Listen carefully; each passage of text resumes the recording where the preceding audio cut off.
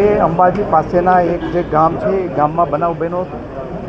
આ જમીન ઉપર કોઈએ અત્યાર સુધી માગણી પણ કરી નથી, ક્લેમ પણ કર્યો નથી, અરજી પણ કરી નથી। અને એમાં જે સરકારના વન વિભાગની જુદા જુદા પ્રકલ્પના ભાગરૂપે વાવેતર કરવાનું હતું રોપાનું, ત્યારે વાવેતર કરી રહ્યા હતા ત્યારે રોકવામાં આવ્યા વન વિભાગના કર્મચારીઓને।